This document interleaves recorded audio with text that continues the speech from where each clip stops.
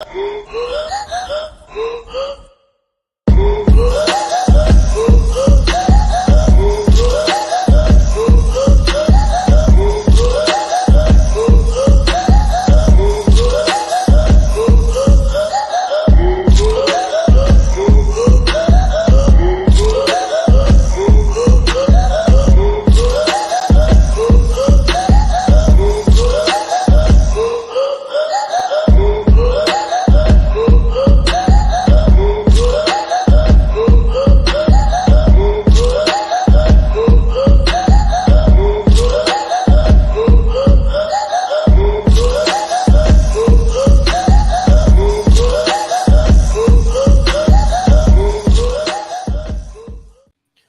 evening, Razorback fans. Welcome to the one, the only Hawg Talk podcast, live from the Sterling Soap and Roastio studios. We are part of the Believe and Buzz Radio Network, where you can hear us on all podcast platforms, as well as Buzz to 106.7 in Central Arkansas. So please like, rate, and review our podcast. And all live shows are presented to you by Arkansas Brewing Company in downtown Ozark, Arkansas. I'm your host, Porter Hayes. Alongside me is Jacob Davis. And broadcast is brought to you by Bet Online, which remains your number one source for all your sports betting this season. The fastest and easiest way to bet on all your favorite leagues and events. So head on over to Bet Online to join and receive your 50% welcome bonus with your first deposit. Make sure to use the promo code BLEAV to receive your rewards. Bet Online, where the game starts. And what a fun-filled, amazing weekend it was for Arkansas sports. You start with the SEC baseball getting a huge series win over South Carolina. The men's and women's track team sweeps again the outdoor, making this the outdoor and indoor, sweeping all four segments of the SEC championships. A huge feat for Wace and Lance Harder out on as he had just announced his retirement. So you got nationals coming up. And then, of course, the softball team earning the number 11 national seed, and they will be hosting Oregon, Notre Dame, and Harvard this weekend. So with Arkansas baseball traveling to Vanderbilt regionals, it's going to be another eventful week. But we're going to start with the baseball. And, Jacob, man, what a huge, huge win over South Carolina, a team that we had talked about streaking. And to hit Arkansas in the mouth in that game too with that 3-1 win, you didn't know where the series was going. It could have went either way because South Carolina's proven to be a really tough team. And Arkansas, again, shown why they're the number 2 team in the country with the deciding 5-1 win. Pitcher of the week, Hunter Holland, complete game, 10 strikeouts. And I'm telling you, this wasn't a cupcake team that he did that against. And when you got a team – Game 3 must win for win the series and come out, pitch a complete game, 10 strikeouts, only giving up 1 earned run. For him to get pitcher of the week in the SEC, hold the co. I mean, that's the only way you can say about that. Yeah, 113 pitches, 80 of them being strikes, and then he didn't strike out 19 consecutive, but he got 19 consecutive outs at one point before that 9th inning. He had 2 outs there and then had a guy on base there at the very end of the game. But, man, what a performance by Hunter Holland. What a performance by the Razorbacks. You look up and down that roster, and you talk about Daddy Diggs. Man, he had a great performance. I mean, you had that huge home run to put the icing on the cake by Ben McLaughlin, the designated hitter. The guy, I mean, he just absolutely annihilated the ball out of the park. You had Brady Slavin sitting oppo. You had obviously Jason Borfin hitting a big home run in game 1. Man, you just talk about like the outfield with Tavian Josenberger going and robbing a home run with ease, and he made it look like, oh man, I just did this. You know, I've done this before. It's no big deal. But that was so cool. I think Arkansas right now they are just maybe hitting their stride at the very right time. And you know, Dave Van Horn's been known for that the past 3 years. They hit their stride in the middle of May, and right now they're hitting it again. I think it's the belief in each other. We've talked about this team, you know, playing with all the injuries, and they're starting to believe in themselves that, hey, look what we can do. Not saying we don't need these guys, but you're like, hey, we keep on winning and we keep on winning and we're gritting these out. And another one we forgot to mention, Gage Wood, freshman of the week, comes in on Friday with that relief outing. And another one, I mean, Cabo Guru, he says a freshman All-American. So, I mean, you look at the job he's done and the job that Arkansas's done, 19-8 in conference play. I can't remember what Cabo said. They're 18-12. 18-12. So he said they would be lucky to be 18-12. So you look at where they're at. I mean, they're going to beat that, barring worst case scenario.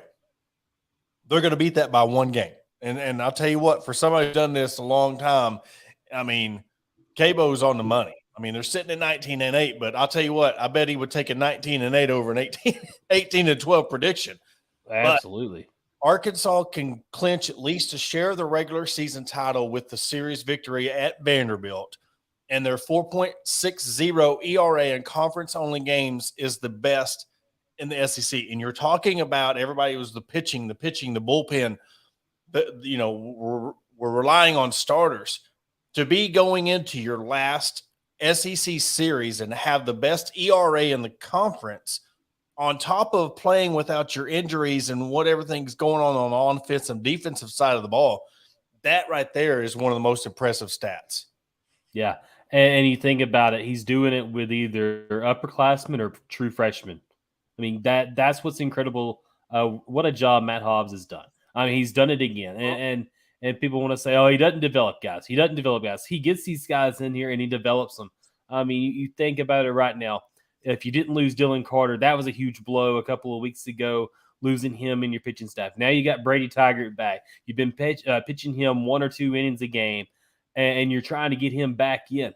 Just right in the best time of the season is getting him healthy. And I think being able to have him and be able to eat people's lunch. Look at like last week in the performance against Mississippi State, some of the throws that Brady Taggart was making, like pitches that were just about, they look like they were just at the top of the zone, and then they just go right in. They break right over the plate.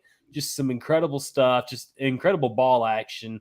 And then you think about Hagen Smith, who's been pretty good this year. They have a staff right now full of about 6 or 7 guys that can get it done any single night. You think about Will McIntyre, you think about Hagen Smith, you got Brady Taggart, Hunter Holland, and you think about it like, okay, all those breaks, all these injuries, and they still haven't given up. And this is the best coaching job Dave Van Horn's done. He has confidence on every single person on this roster. And I mean, there is no reason to doubt him right now. And because, I mean, I don't want Arkansas to fall into the overall number 1 seed. If they somehow happen to do that and Wake Forest slips up, I'd rather Arkansas stay at 2, but it's incredible right now where Arkansas's been. Look, everybody's been talking about that superstition, and hey, look, yeah, I'm the same way. Keep that number 1 ranking, and that's crazy. That's only sport. But I'll tell you what, coming into this weekend, Vanderbilt got swept by Tennessee. They beat Kentucky, lost the series at Alabama. They get swept by Florida, and they have Middle Tennessee. But they also, they got swept by Florida. And again, just like we were talking about this coming into the South Carolina series, it wasn't even close. They lost 10-0 in 7 innings the first game, 6-2, 6-2 to finish out the series. Yes, it was at Gainesville in Florida. Yes, it is the number 7 team in the country, but not saying this is going to be an easy, because it's never easy when you're playing Vandy. That's like one of those teams, you go to Tennessee or you go to Alabama, or Florida. It's always going to be a tough series. But when you have a coach like Dave Van Horn and this business like no stars, this has been the most grinding. And I've seen when you put out with your tweet of, is this overall, I think you said most talented or the deepest team he's had. It's hard to argue that it's not, with injuries that they have sustained on their pitching and with their fielding, batting, and you're going into this one with the best ERA in the conference and you win this series, you win the SEC regular season championship. So if that doesn't tell, you can make an argument. I'm not going to say by far and above or prisoner of moment saying they're definitely the deepest team, but they have to be mentioned up there in the expectations. And I'll tell you what, I know Arkansas has the program that they have, but if Dave Van Horn is not coach of the year this year for this performance and getting them out of the players and the injuries and doing what he's done, I think if he hasn't deserved it any other year, it's this year. Yeah. Yeah. If he doesn't get it nationally, which, not everybody on the national scene really, pays attention, but SEC wise, I think that he deserves at least a look. Because there's nobody doing as much with what he has as what Van Horn's done. We were talking about it just a minute ago. Arkansas is 33-29 all time against Vanderbilt, which I thought it was kind of lower because I thought we've struggled a lot with Vanderbilt all time. 33-29. And the Hogs have an 18-11 overall record at home. So that means they are 15-18 all time on the road against Vanderbilt.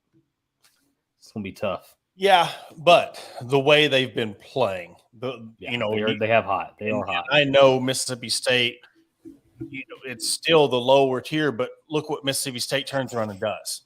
Mm-hmm. You turn around and at LSU, you beat them.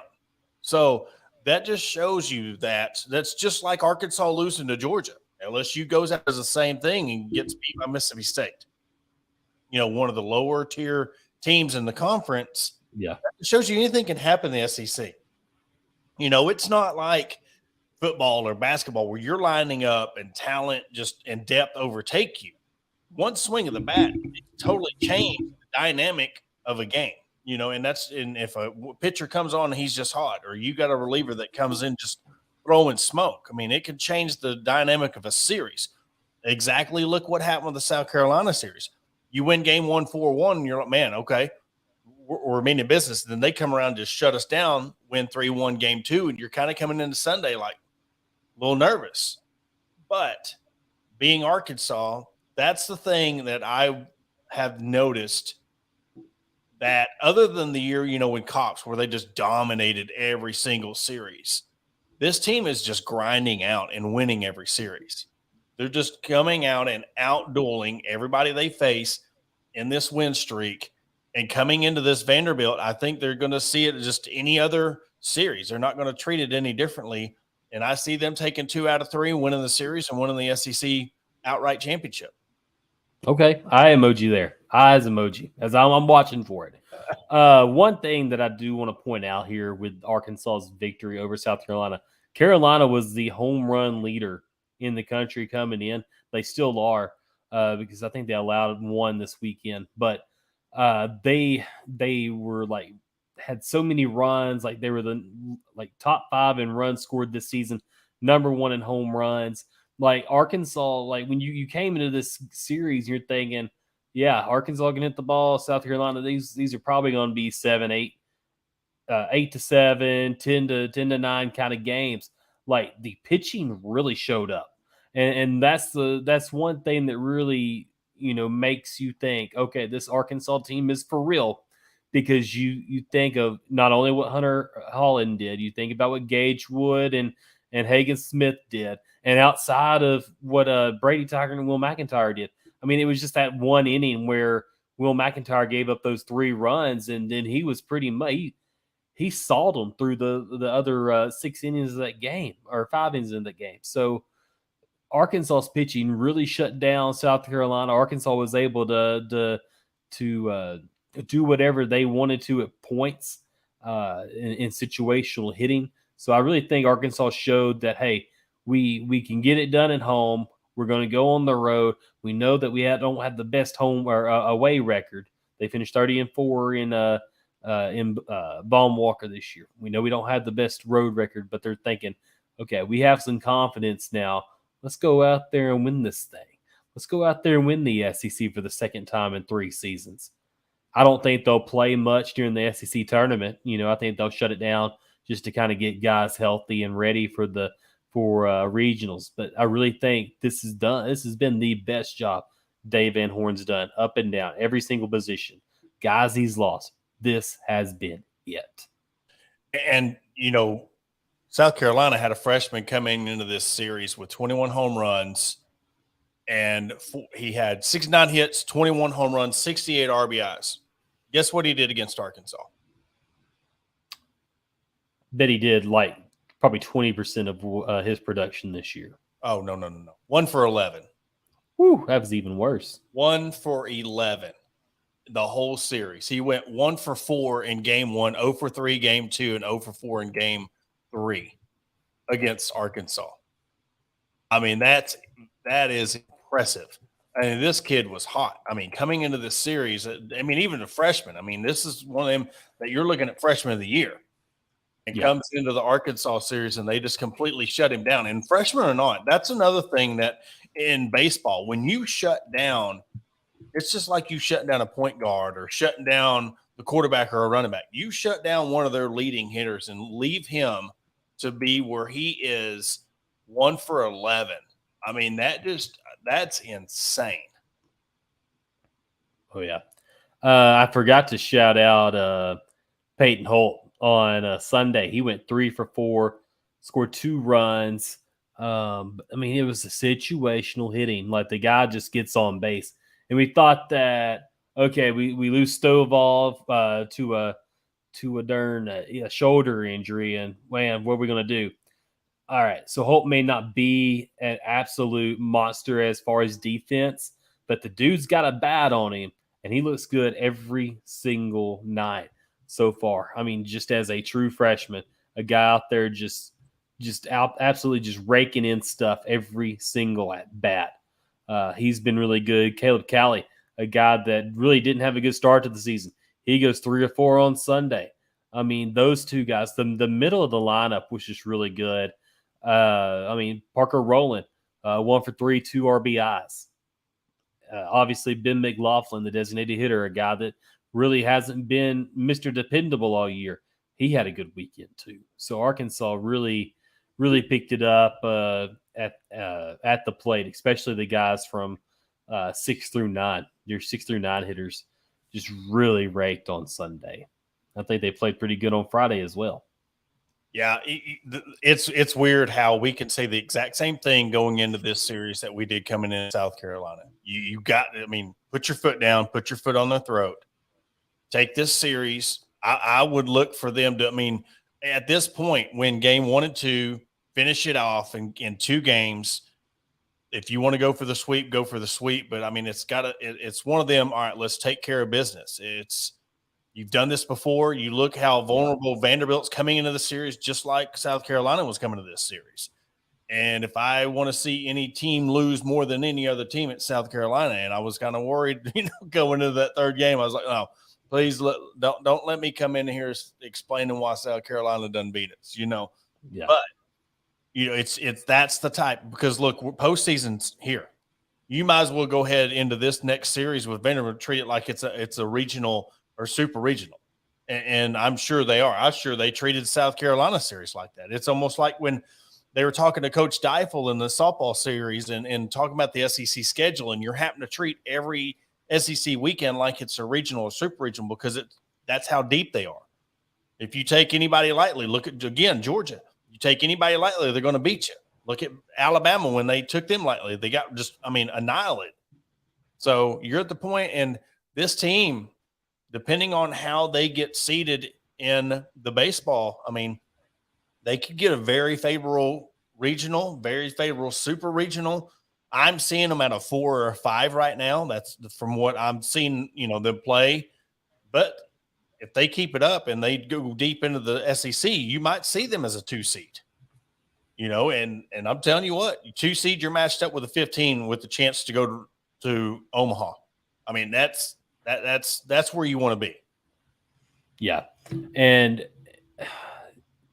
there's just there's so many SEC teams, and I'm trying to get a D1 baseball to come up. Obviously, Arkansas makes it to number 2 in the country. Not sure if they've made the brackets up yet, but obviously I think Arkansas would be a 2 seed with the. And I think you would probably see about the same kind of lineup as we discussed last week. You think about Oral Roberts, I think was in there, Southeastern Missouri, and Oregon State. You remember that? Yep. Oregon State was projected to be in our regional, and the reason that Oregon State was in there is because Oregon was supposed to host in the 12th seed. Now they move up. Arkansas moves up 2 spots in the D1 baseball rankings. I don't think they have their projections yet, but yeah, Arkansas, man, it's incredible what they've been able to do, and to think about the South Carolina series. There was so, like, it was so live on Friday night. I was listening to it on my way home on the radio, and you could just detect the atmosphere. It was a 40 minutes late due to rain, and so everybody got in their seat. Everybody was rowdy. It was just loud, and you could hear the echo of the Hawg call through the microphone of Phil Elson. It was just such a beautiful thing. It brought some chills and goosebumps on my arms just thinking this atmosphere, man. And Arkansas is about to host, and that's what's great about it. But I liked what I saw with Zach Hall's comment. We'll come back to David here in just a second. He said that I am prepped for and ready for postseason heartbreak. Okay, so I was prepared for heartbreak in 2021 because we were riding Kevin Kopp so hard. Like Arkansas, the very last game, they brought Kevin Kopps in and for a 8 or 9 innings, pitched 106, had 106 pitches that game, and Arkansas rode him as far as they could take him, or he could take them. I was prepared, and I was upset with the NC State loss. Last season in Omaha, I thought Arkansas caught me by surprise for being there because I didn't think they were ready to be there. This year, man, I'm not ready for heartbreak. I'm just ready to ride this thing out. And I'm sitting here thinking, okay, this, just like you said last week, it would be this kind of team that makes a run to Omaha and wins the College World Series. It would be this team. And because you're not expecting them. Well, and I mean that in a very respectful way. Like, I know, and I'm not saying anybody said anything, but I could see how that could get misconstrued as this team doesn't deserve it. They go and win. I'm saying the type of coach Dave Van Horn is, what he expects out of his team, business-like, like a Saban-like mentality. It would be a team like this that's business-like, that grinds and earns every win, every series, and to earn their way. Not saying they've never not earned their way, but I'm a team like this that earns every bit of it and grinds their way and wins his first national championship. That's what I mean when I say it would be a team like this that would win. So if anybody took that the wrong way, or they shouldn't have, saying that this is a bad team or a least talented team, that is nothing what I mean. I'm saying the approach this team has taken to adversity, the team that has taken this and made the most of what they've been dealt with, it's the fact that this is a team that would be the one that would win a national championship for Dave Van Horn. They've exceeded every expectation. And when I listened to K-Bo at the beginning of the season, I thought, okay, this guy, he knows that Arkansas is going to be a good team. He knows that they are deep enough to be a great team. And for him to go out and say, yeah, an 18-12, that would catch me by surprise. I think at 18, he thought an 18-12 record would be great, would be wonderful, would exceed expectations is what I took it as. And Arkansas has completely exceeded expectations, because when you have expectations and you lose certain guys and you continue to lose arms and you don't have your whole roster or your whole lineup in playing in every single game, the continuity is not there. You have guys just patching in and just playing out of their minds like that. I in no way would I have ever taken that out of context. Like, it gives you the mindset that this team they are meeting expectations, exceeding expectations, and reaching for that end goal. And that's what's impressive about this team. You think about the year Kerstad and Casey Martin were freshmen, you had everything stacked. And Arkansas just look they didn't win, they didn't even win a single road series that year, yet they were right there. And I thought, okay, this team is the most talented team I've ever seen. The 2021 team, they were close. This year, up and down this roster, guys answer the call. They ring that bell every single night. And it's a beautiful thing. And I think this team, like you said, it would be this kind of team that goes to Omaha and wins the whole damn thing. You know, you look at the top 10, and I'm going by RPI rankings. Arkansas is sitting at 4th. Other than Wake Forest sitting at 11-3 against top 25 teams, you have Arkansas, which is 12-4 against top 25 teams. They're 7-4, 26 through 50, 51 through 100. They're 5-3, 8-2, and 6-0, rounding out the top 200 and above. But they're 30-5 at home, 6-7 away, and 2-1 in neutral. But their RPI is 4 with the strength of schedule of 9. So with everything that's going on, everything they've dealt with, they've got the 9th strongest strength of schedule, and they're sitting at 4 and atop the SEC. I mean, that is, again, we can sit here and say that this is what the team is supposed to be doing fully healthy. You know, this is where Arkansas is supposed to be every year. This is our expectations of where this program's supposed to be if they're fully healthy. But when you lose the guys that they've lost, and now some of them are starting to come back, and you're still sitting right there at the top. That's what's been impressive about the whole thing, and it's been a lot of fun to watch. Yeah.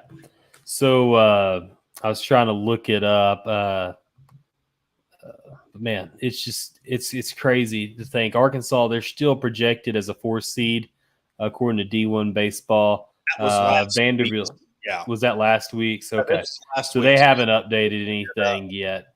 So well, I think they come out on Monday or Tuesday on their stuff. But yeah, I've been trying to research that. But man, you think about it, like Arkansas, the higher seeded they get, I think the better favorable the regional gets.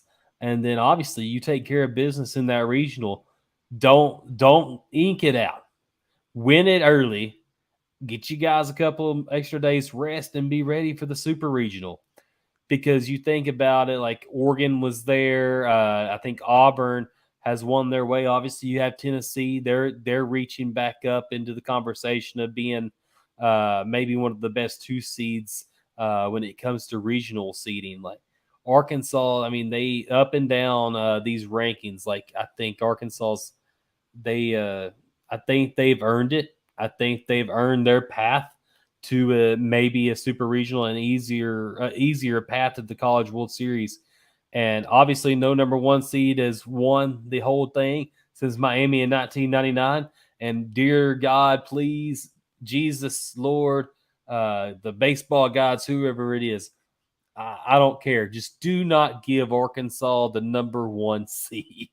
Like, give it to Wake Forest. Maybe give it to LSU. They are so deserving of it with a team that was supposedly the best team ever assembled, and they've slipped up. But yeah, give it to LSU. Give it to Wake Forest. Give it to somebody. God bless. Just don't give it to Arkansas.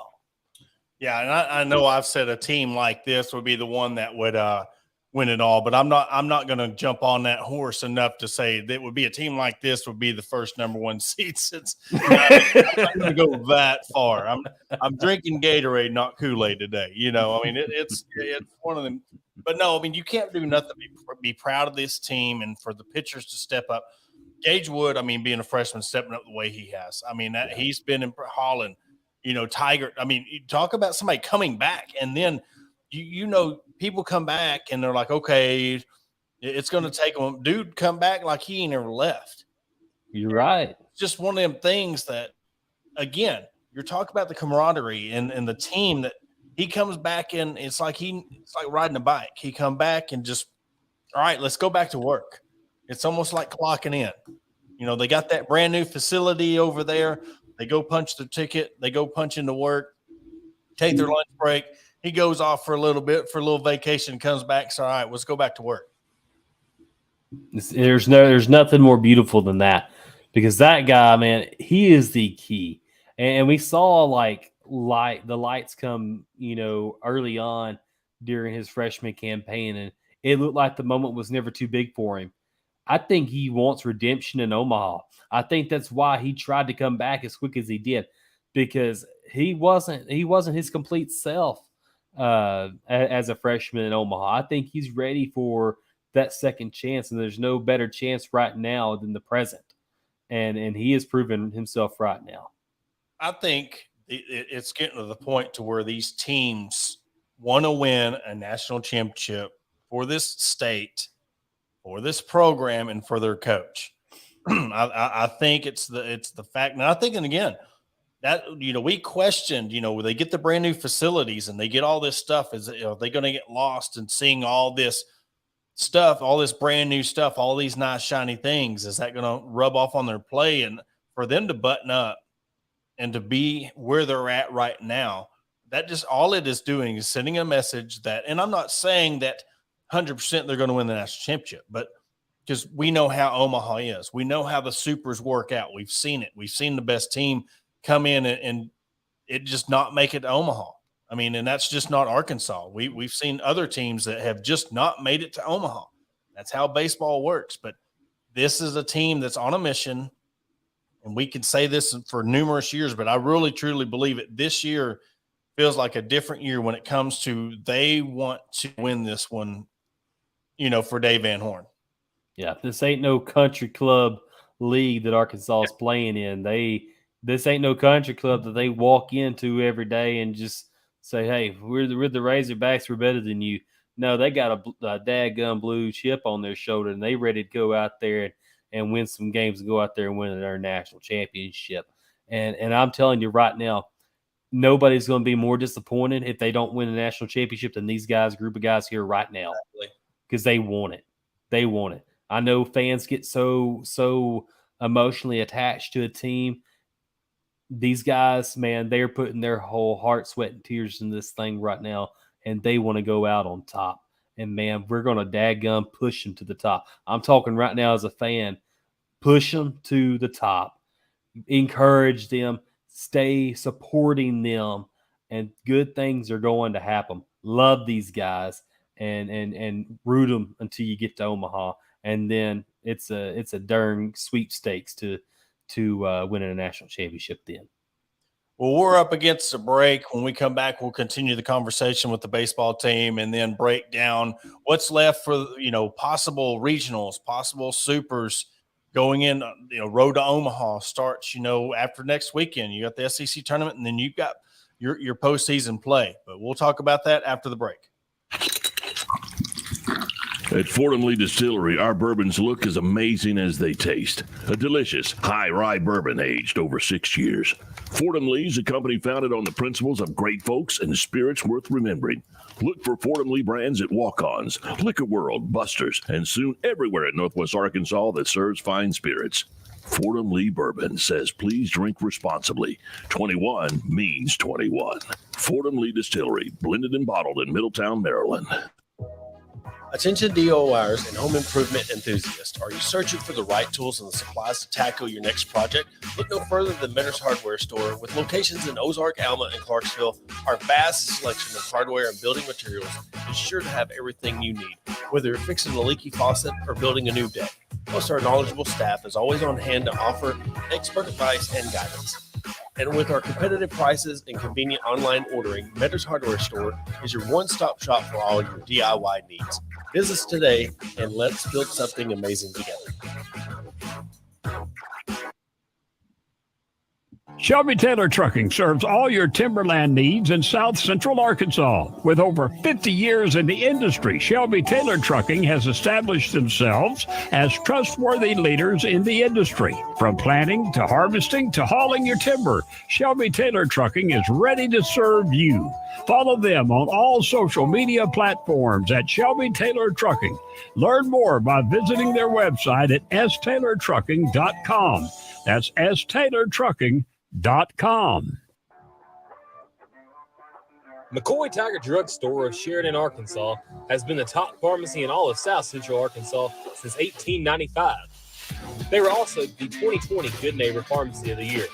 They not only fix you up with your prescription with timely and friendly service, but also an elite gift shop. All your OTC needs, baby and wedding registries, tuxedo rentals, and much more. They're located at 821 North Rock Street in Sheridan.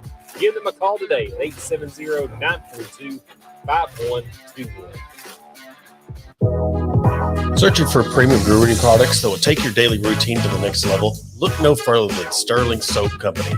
Our handmade soaps, aftershaves, and balms are made with only the finest ingredients that give you the ultimate grooming experience.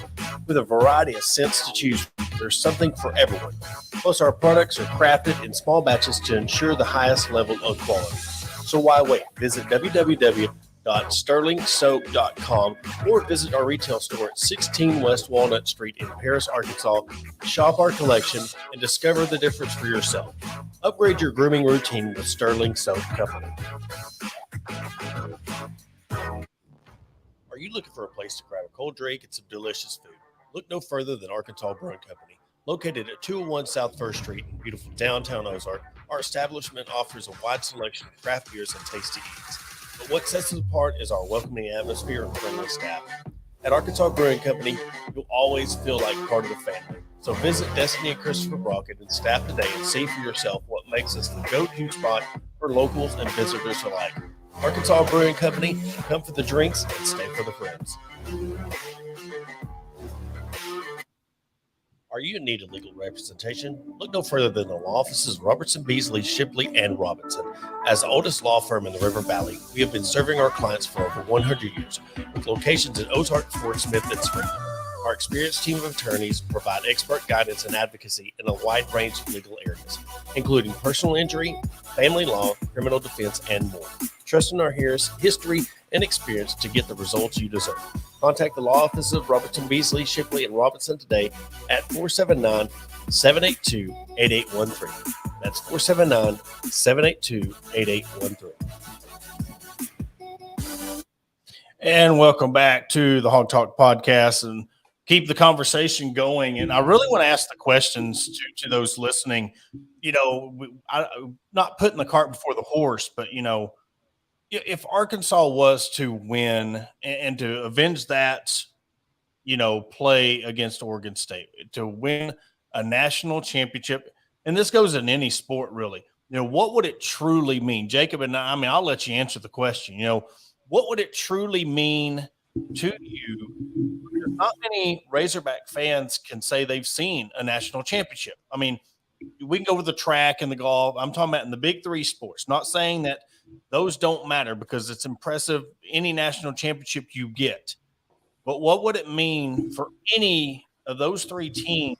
Baseball, well, let's just go baseball. What would it truly mean for a coach that's been here as long as Dave Van Horn has been, to finally get that for the fans and Dave Van Horn?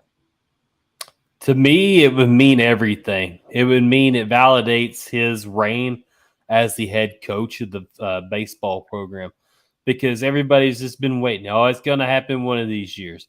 You think about 2012, it was in 2015. Like it is coach's destiny to finally win one.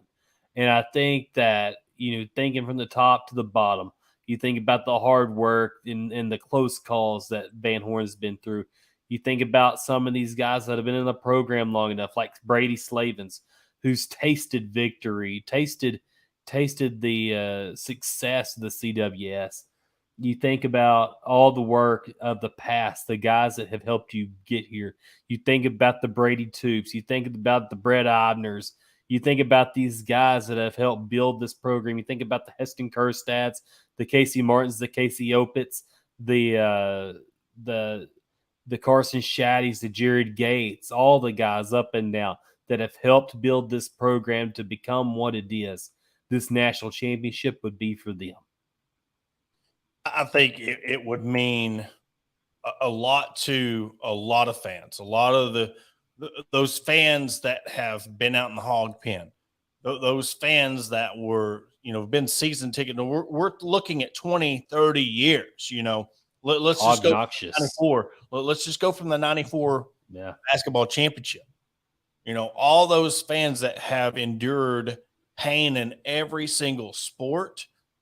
We've seen it in football. We've seen it in basketball. We've seen it in baseball. I just think it would be, you would shut Fayetteville down. I think if Arkansas won a national championship in any of the big three sports, good luck getting anywhere in Fayetteville, especially Dixon Street. You ain't getting in Dixon Street. You might as well just say the Bikes, Blues, and Barbecues there, because there's going to be over 200,000 Razorback fans just converged to Northwest Arkansas, because that's just, everybody wants a piece of that. They're going to take their kids and they're going to take their grandkids, and they'll be like, look, I was there. I was in Fayetteville. I was around when Arkansas won that national championship, because I remember the 94 national championship in basketball and what it meant then. And that was without social media. That was with the president. I think we talked about that last week or the week before when we were talking about what the 94 national championship meant to the state and how much having the president be from Arkansas and just everything surrounding this state, and Nolan Richardson getting that national championship. I think what it meant in 94 for Nolan, it would mean the same for Dave Van Horn in 2023. If this was the year that it happened, and again, I'm not trying to put the cart before the horse on this, but just how this team has played this year. And they're, again, I don't think there's a better deserving team to be rewarded for what they've done than this year's team. That is my opinion. Yeah. And I think, you look at both sides. Like, a national championship at Arkansas automatically gets you a statue. Oh, yeah. I mean, you think about it. You think about I think it was 650,000 people that congregated in Kansas City when the Chiefs won the Super Bowl this past year. Can you imagine the parade going down Dixon Street, circling around, going all the way down to Baum Stadium, and you're just basking? Like, I can just imagine the 1.5 2 mile stretch of a parade. Like, you don't think about parades being for baseball programs, but this is Arkansas baseball, man. Mm-hmm. Like, Arkansas baseball fans are insane. I think about the guy that every single game wears the visor with the red hair. Like, you think about the guy with the crazy little glasses. You think about Hawg Notches. That, I mean, he stood there for 15 minutes, 20 minutes, just staring down and pointing down that the umpire at what was it, almost 10 years ago, almost. Oh man, like, you think about all these fans that have been around. With all the families that have, like, entrenched themselves into this program, and to finally maybe win a national championship, this being the year, it would be as big as Arkansas. I mean, any team winning the Super Bowl. That is how big a national championship, any big three sport, would be for the Razorbacks. Like, any fans coming in droves to Fayetteville. Like you said, you wouldn't be able to, you might as well just turn the lights out and go on, because Fayetteville is going to be a party for not just a whole weekend, maybe a whole week, maybe a whole summer. It'd be a whole week. If it happens this year. They'd have to put me outside of Fayetteville. There ain't no way I'd be doing that. I mean, you wouldn't get around. And, No. I want to point out we talk about all the diehard fans that are there, whenever you can start setting up your tents to get first in line.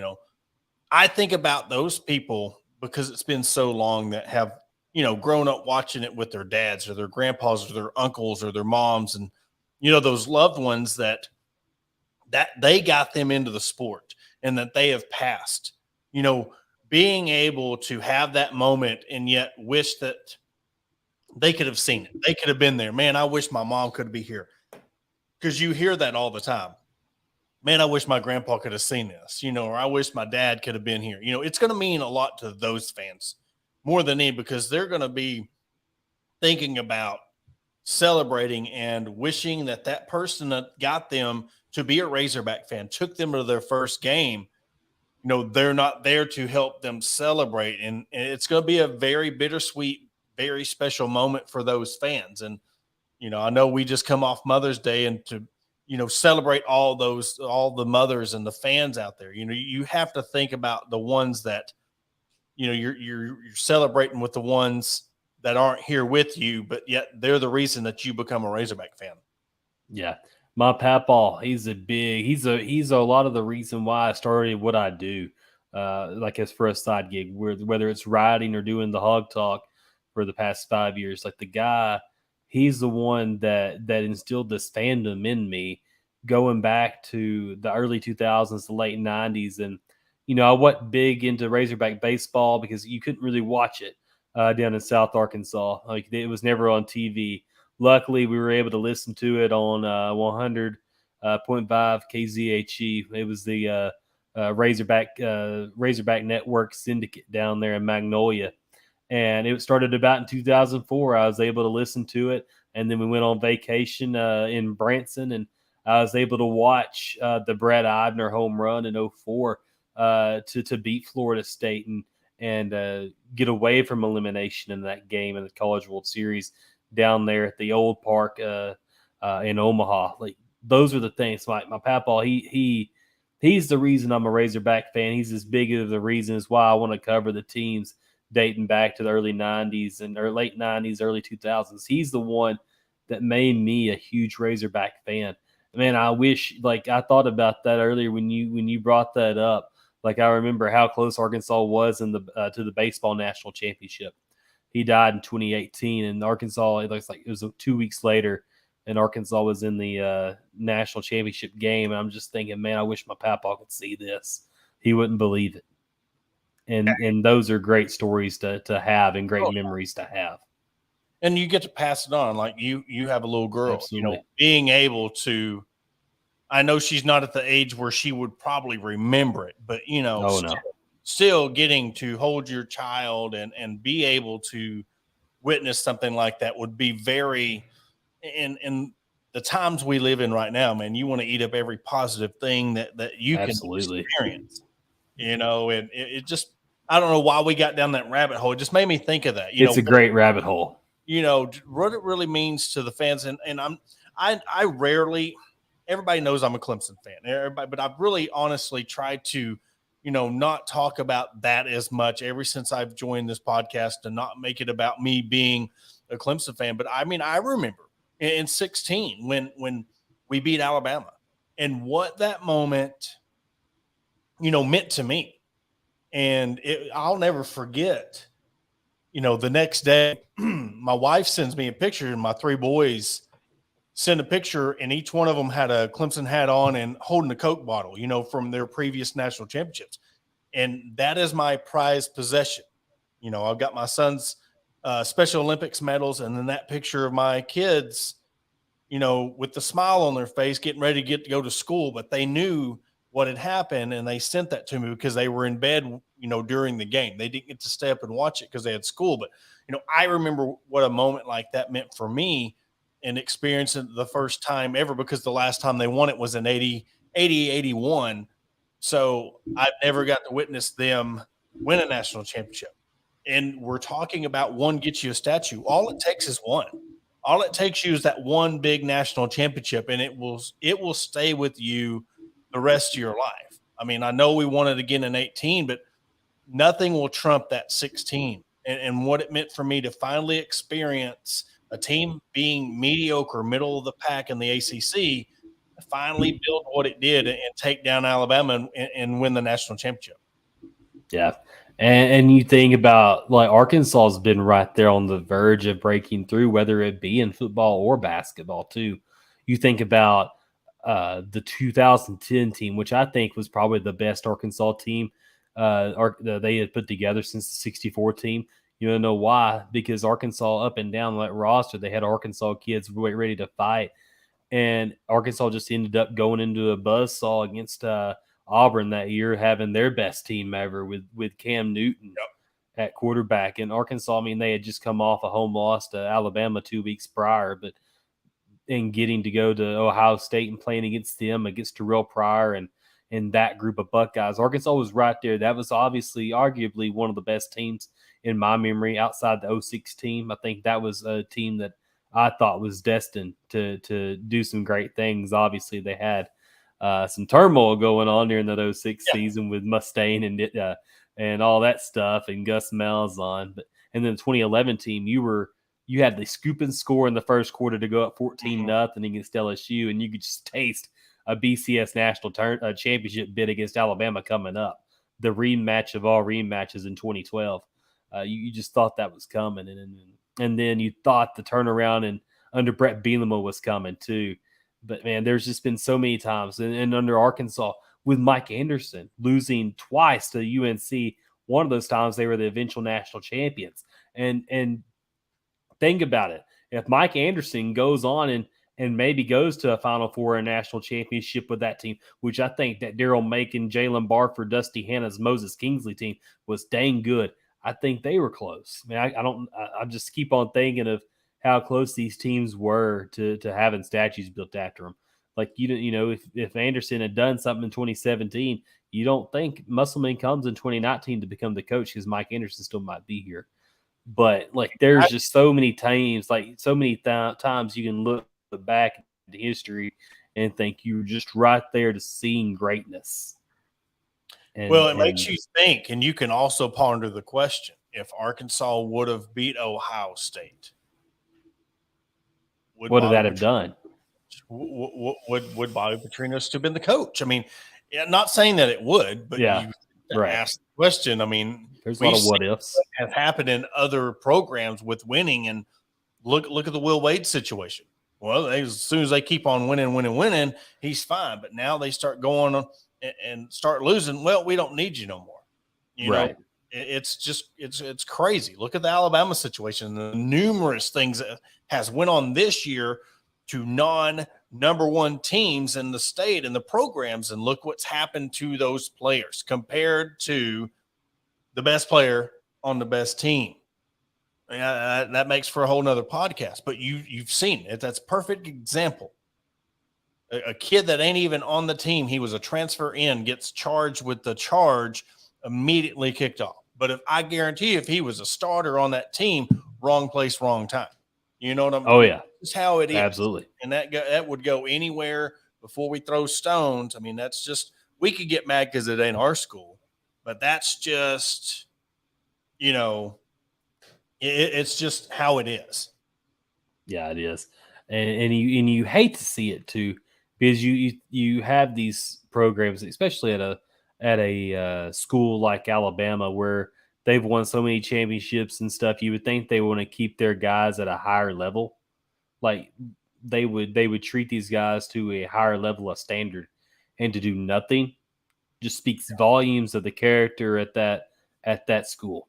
Well, and from the athletic director down, from the president of the school down, like that just shows you the importance of where just regular people stand according to their athletes. Well, and the acting athletic director, we all know who runs that campus down there in Alabama, and he come out and said there is no such thing as wrong place, wrong time, and he made a statement with when his player got dealt. And that's the thing that shows you the difference of someone like Saban and how he runs his program, that business-like attitude, like we're talking about with Dave Van Horn. Because I'm telling you, if that was to happen in the baseball program under Dave Van Horn, and I guarantee it would happen with Sam Pittman, they're just that type of people. Any program in Arkansas, they'd be gone. It'd be gone, because it's the fact that Dave just runs that program like a well-oiled machine. Yeah. And you think about it, like, and then, you had that Brandon Miller kid coming in and to end up with your best team ever, not even sniffing a national championship, was great to see. And the whole country was ready to see them lose. 3 for 19. The best player in the country going 3 for 19 in his final NCAA game ever. That just speaks volumes. Like, hey, the good guys, they still ended up ahead. Yep.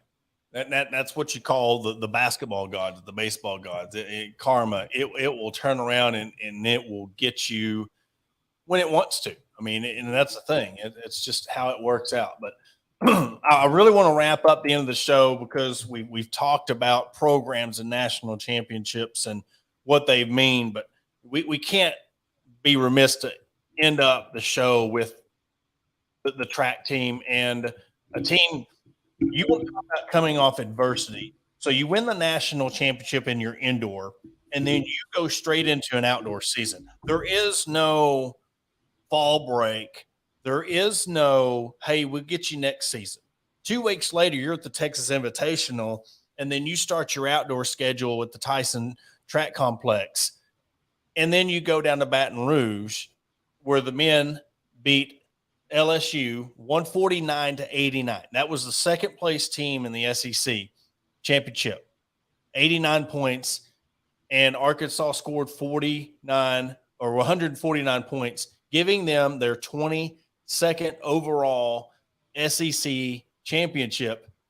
And I'm telling you, talking to somebody within the staff, you talk about the difference between indoor, outdoor, and it's the grind. You're going indoor. There's not much rest. And then you've got to immediately go into your outdoor season.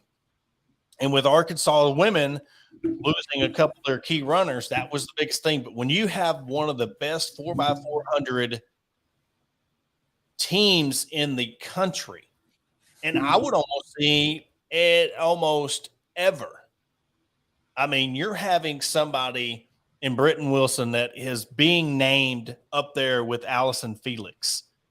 And her times that she is doing in the 400 meters, she run a 49.13, and that is, or 49.40 in the SEC prelims, and then put away the 400 meter field, follow that up by a 49.13 victory, and that moves her to number 4 all time, ahead of Allison Felix in the 400 meter. So then you've got 3 other national championship caliber runners in the 400 meters running all in the same relay. I mean, it's almost like looking at an Olympic relay team, but they got their 10th SEC outdoor championship, sending, Lance Harder, again, like I said, retiring, but he's still there and they can win this national championship. And I'm telling you, you could end up by the end of the year winning your 51st national championship in Arkansas track. Yes, that's combined, with cross country, indoor and outdoor. But when you have to qualify enough, you can't just, this is another thing. People think, oh, the team goes. You have to qualify for nationals and then take those and hope you have enough to win a national championship. It's not like football, basketball, or baseball where you load your team up, team goes out and runs these events, and then you have to qualify and then hope that you have enough to qualify to win. So you're thinking teams that have done that and they won 50 or 49 right now, 49 national championships. And if they sweep I don't know if that's ever been done. I really want to deep dive into that to see if a team has ever won the indoor, outdoor in the SEC, their conference and national championship, and do that indoor and outdoor. That would be a very interesting stat to look up. Fans, there's your homework for the week. Yeah. If you can answer that question on the Hillbilly Realty question of the day, you will win. I don't know what you're going to win, but you're going to win something. First one that does that in the morning. We'll send you some kind of merch or something from the Hawg Talk of some kind. Maybe autograph it by Porter. He's the man. Anyways, before we get off here, I do want to highlight a follower that we do have. He comments on a lot of stuff. Cody James. He's been a follower of ours for a long time. Just want to shout him out. He asked me to shout him out live tonight, so I told him I would. So he's a great follower, big hoops fan. We didn't get into much hoops content tonight just because we kind of ran into a few rabbits, talked about a few personal things. But hey, that's part of being live every single week too. We just chase rabbits around this joint. And we'll be bringing you more stuff like that this summer. I mean, have conversations and topics and stuff until we kick off football season. Absolutely. But as always, make sure you go and like us and follow us on Twitter or Facebook. Maybe even subscribe to us on Apple or Spotify or iHeartMedia, and leave us a like, a rating, or review, or whatever you want to think, whatever you think we're worth. Just go over there and just give us some feedback and let us know what you like or dislike and what you want to hear from us more often. That's right. Tomorrow night, we have a special postseason softball roundtable. We're going to have Dorian Kraft, Justin McLeod, and then Ethan Westerman. All four of us are going to sit down. We're going to have a talk previewing not only just Arkansas, we're going to talk some UCA stuff. We're going to talk about, potential supers, which they're matched up with Oklahoma State in the super regionals, barring they get out of regionals. So it's going to be a very, very fun conversation. Be sure to tune in tomorrow night at 6 o'clock, same spot, 6 o'clock tomorrow night. But for Porter Hayes, Jacob Davis, that will do it for this week's Hog Talk podcast. Presented to you, Hogs. Bet Online.